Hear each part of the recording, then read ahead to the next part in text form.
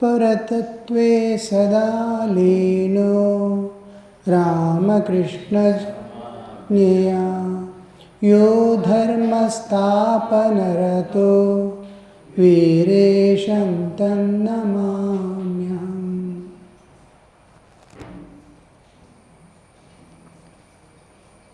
हम सबको हमारे देश का नाम तो मालूम है, विश्वास करता हूँ। एक भरत करके राजा थे। इनके नाम से हमारा देश का नाम भारत हुआ। वे राजा ऐसे एक राजा थे कि अपना राज्य को इतना सुंदर बनाया, सशक्त, सक्षम, कोई अभाव नहीं, किसी को कोई प्रॉब्लम नहीं, वैसे एक राज्य बना लिया। और संतृप्त, हर प्रजा संतृप्त, राजा भी संतृप्त, और द होल आज बाजू वालों से इतनी बांधव्य रखा था, प्रेम का बांधव्य, तो आनंद से रहते थे सब। राजा उनकी परंपरागत होके आ रहा था ये कि लव ऑल, सबको प्रेम दे दो, सबको अपना लो। तो राजा ने अपना राज्य सुक्षेम सुरक्षित देख के उतने में संतृप्त नहीं हुई। अरे आज बाजू इतने राज्य हैं, जैसे हमने हमारा राज्य बना लिया, उनको भी हमको हेल्प करना है कि वे भी वैसे ही बना लें। तो उन्होंने क्या किया, एक एक राज्य को जाना और उनकी क्या क्या समस्या है सब सुधारने की मार्ग दिखाना, और उनको भी अपना राज्य जैसे सुक्षेम और स्थिर बना के एक एक ही राज्य को ऐसे एक होल इंडिया जो हम अब बोलते हैं, उसके आजू बाजू के राज्य सब जगह में एक आनंद की सरोवर जैसा हो गया, वो आनंद का सरोवर। एक हम अगर यूजुअली क्या करते हैं, मैं चक्रवर्ती बनना चाहता हूँ, आक्रमण किया, उसको हराया, ये मेरा राज्य, मैं तुमको वापस दे रहा हूँ, मैं चक्रवर्ती बन गया, अपना राज्य अपने चलाएंगे, लेकिन मेरे अंडर चलाएंगे। इन्होंने ऐसा नहीं किया, आक्रमण नहीं किया, बट प्रेम से ना, इनकी अधिकार नहीं चलाया कहीं भी। अपने अपने आनंद में रहो। ये इतना ऊंचा आदर्श, जैसे भगवान अवतार लेके आते हैं, वैसे इनकी एक अपूर्व एक मन की भावना, हृदय की प्रेम, ये सब वैसे ही था। इसलिए इस राज्य, इस हमारा देश को भारत करके नाम आया। अब हम सारे भारत को ऐसे देखें तो हिमालय उस तरफ धीरे धीरे धीरे उतर के आके ऐसे ही कितना सुंदर आता है देखना। वो आके समुद्र इस तरफ, अनंत समुद्र उस तरफ, आसमान छूते हुए पर्वतों की राशियाँ। अब आध्यात्मिक दृष्टि से देखना कैसा है हमारे भारत। वहाँ पे कैलाश, आज बाजू से सब वो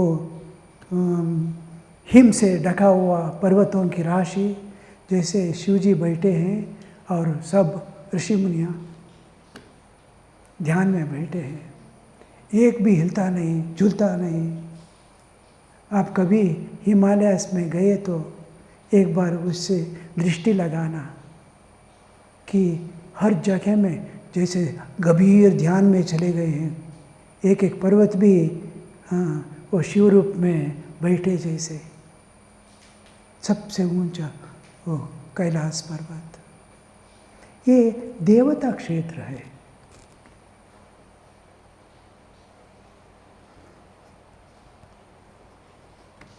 थोड़ा उतर के आना, उत्तर भारत,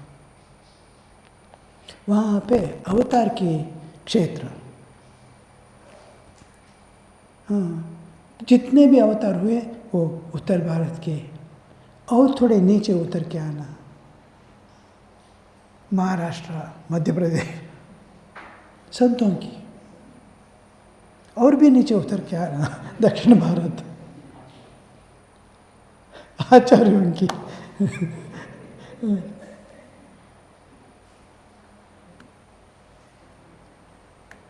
कैसा एक पुण्य क्षेत्र, भारत जैसा ऐसे राज्य कहीं भी आपको देखने को भी नहीं मिलेगा, रहने को भी नहीं मिलेगा।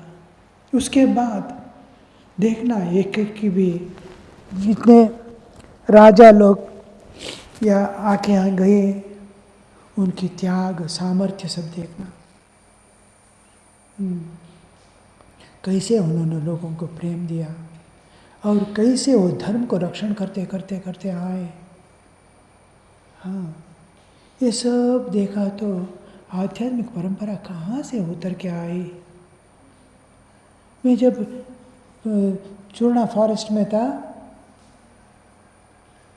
तब एक दिन मैं लगभग 1.5 साल हो गया वहाँ किसी को नहीं देखा। वहाँ मनुष्य की रहना नहीं है। ये इट्स ए रिजर्व फॉरेस्ट। उसके बीच में एक नदी, तवा नदी, उसको प्राकार जैसे बना के, हाँ,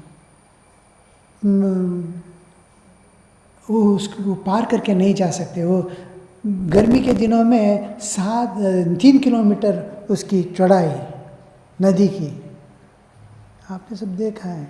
और रेनी सीजन में 7 किलोमीटर चौड़ाई, कोई पार करके जा नहीं सकते। उस फॉरेस्ट में मैं था। वहाँ एक चट्टान, छोटा सा चट्टान नदी के बीच में, उसमें ध्यान पे बैठता था। 1.5 साल चले गए।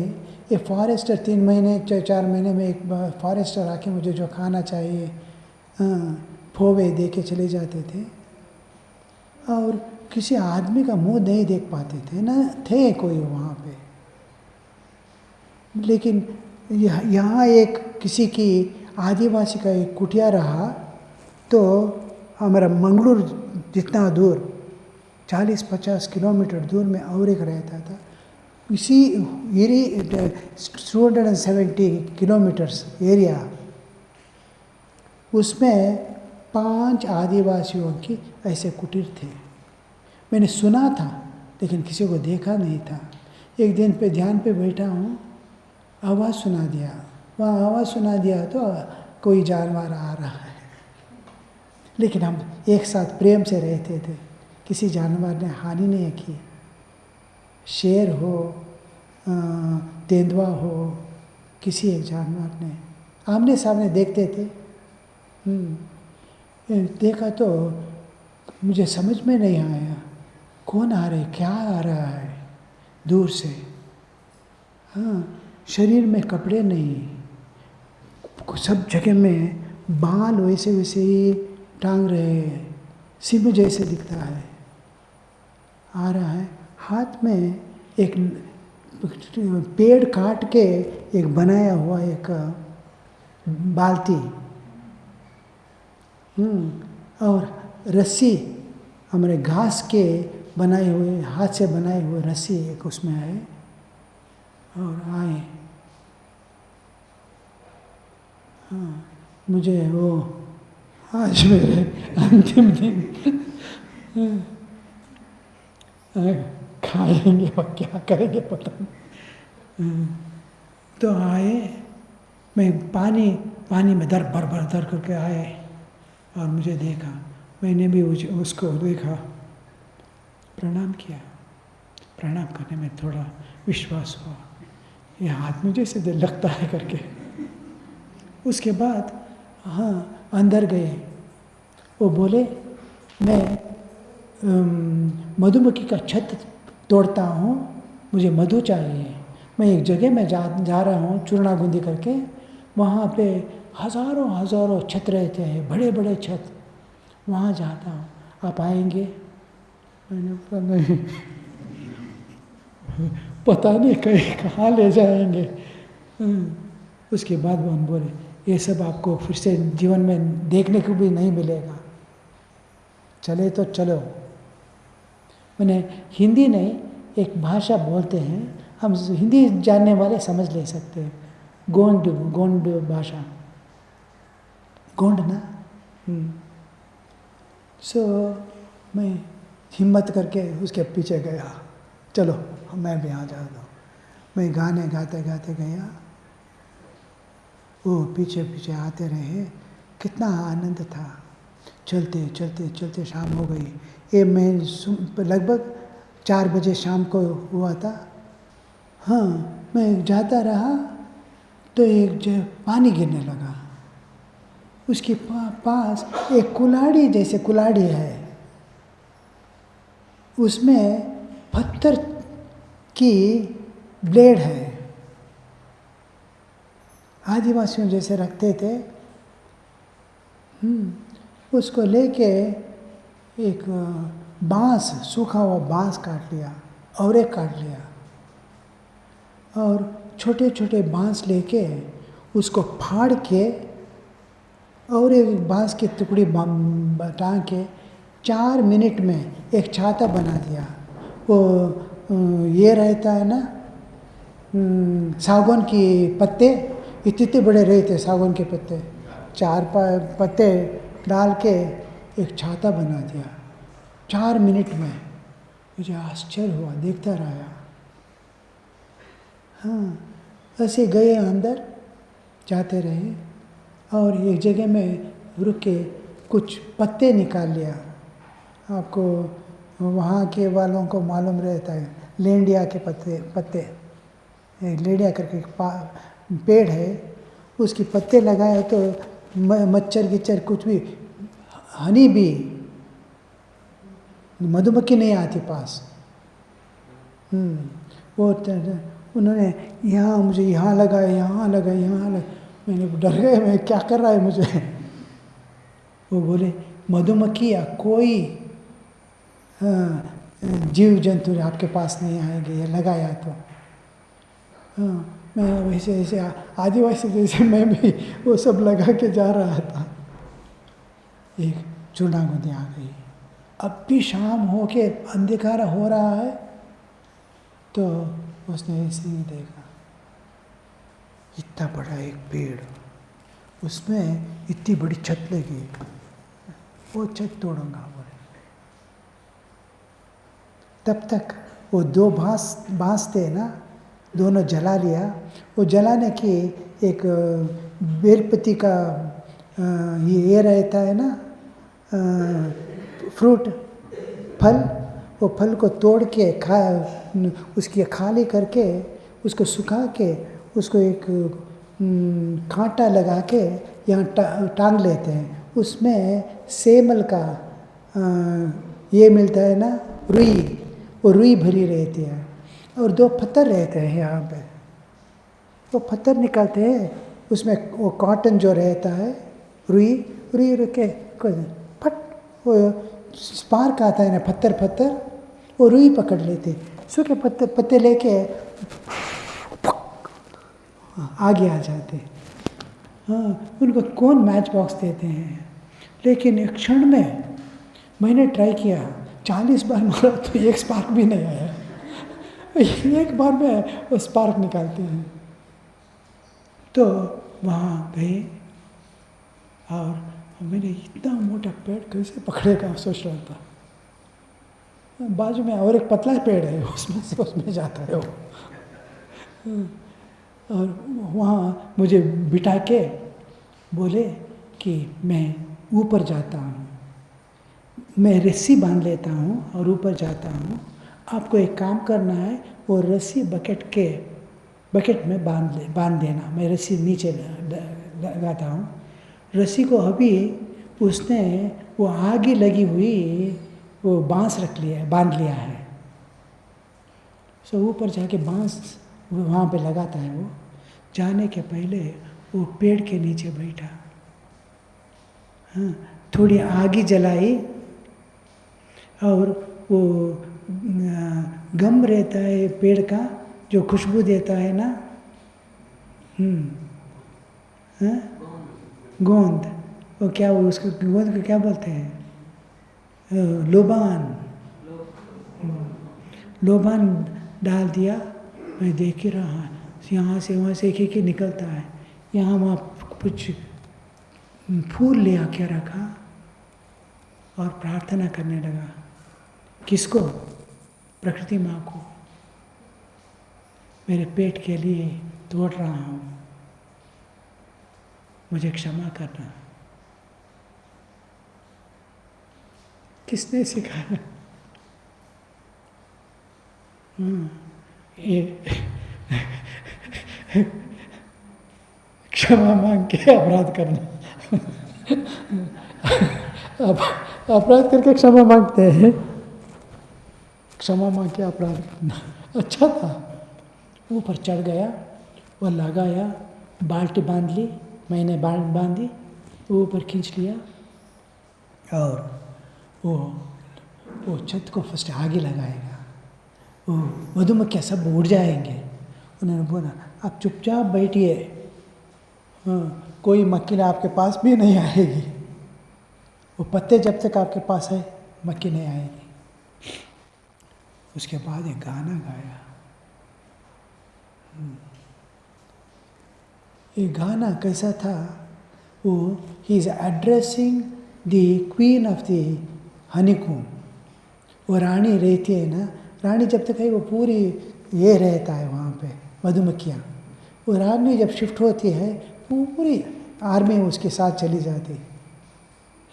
तो वो रानी को एड्रेस करके तुम्हारे राज्य को मैं आगे दे रहा हूँ। वहाँ भी क्षमा याचना करके आगे दी। उसके बाद उसको तोड़ा, वो बकेट में डाल नीचे आया।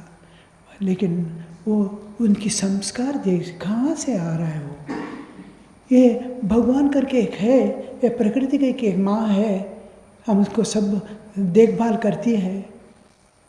वो जीव जंतु है, उसको दुख नहीं आना, ये सब। वो जंगल में रहने वाले आदिवासियों को वो परंपरागत उनके पिता को माता को देखा था करने का, सब देखते देखते बचपन से वो अपना लिया। माता पिता भी बोलते रहे देखो ऐसे नहीं करना, वैसे नहीं करना, ऐसे करना, वैसे करना। अब देखना ज्ञान कैसे बहता है, संस्कृति कैसी बहती है। वो रायपुर में था मैं, थोड़े एक 4-5 दिन था। वहाँ पे एक ग्राम जैसे जंगल है, एक जंगल, वहाँ पे जितने भी आदमी लोग हैं, औरत लोग हैं, सब नंगे रहते हैं, 100% नंगे। हाँ, वो रामकृष्ण मिशन को छोड़ दिया था। ऑल विदेशों में उसकी स्प्रेड होके विदेशी लोग आके देखने के लिए आते थे।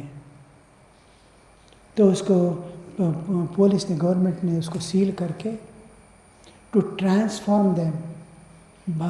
बड़ी दुख की बात है उनको परिवर्तन करना। उनकी एक संस्कृति जैसे एक है। हाँ, तो वहाँ पे कितना नियम, जो नंगे रहते हैं उनकी शादी देखना, हाँ, एक बड़ा एक जगह बनाया रहता है वहाँ पे। वो हैव कम टू एज, हाँ, लड़के बैठे रहते हैं, लड़कियाँ we have come to age matured girls उनको छोड़ देते हैं, अपने अपने पार्टनर को सेलेक्ट कर लो। वो जाते, girl will select the boy, वो जैसे मूर्ख जैसे बैठे रहते हैं आदमी लड़कियाँ जाते हैं, जस्ट हाथ उठाते हैं, इफ़ यू एक्सेप्ट, चल दिया, सबको प्रणाम किया, वो नंगे में वैसे, ओ ये क्या है। और आजीवन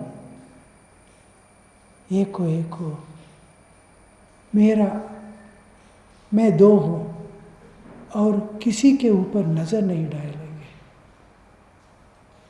मैं उसको देखे, वो जब जाने वाले थे साष्टांग प्रणाम किया सबको मिलके।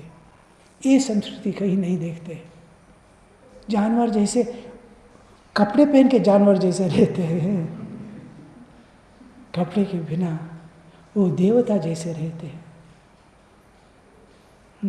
ये संस्कृति कहाँ से आई?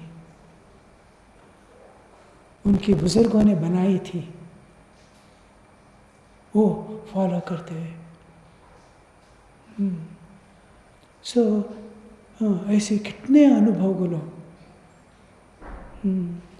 एक एक अनुभव भी आप अनुभव किया तो ये सब कैसे होगा आपका हृदय। वो मेरा भारत, और वो ज्ञान की परंपरा, वो भक्ति की परंपरा, वो नियम का परंपरा, संयम का परंपरा, ये हर जगह में हर व्यक्ति के मन में किसी न एक सॉफ्ट कॉर्नर रहता ही है, दूसरों के अकोमोडेट करने का, स्वीकार करने का। वो जागृत किया तो हुआ। सो ये है हमारी ये गुरु परंपरा, गुप्त रूप से बह रही है, और साल में एक बार हम गुरु पूर्णिमा का दिन उसकी स्मरण करते हैं। कितने सूक्ष्म अति सूक्ष्म रूप से गुरु तत्व फ्लोजा होता रहता, हमको पता ही नहीं चलता हम क्या है आज दूसरे से जो सीखा है, और जो भी दोष मुझ में है वो मेरा ही है, जो भी अच्छा मैंने पाया वो गुरु परंपरा से आया। ओम शांति शांति शांति। हरि ओम तत्सत्। कृष्णार्पणमस्तु।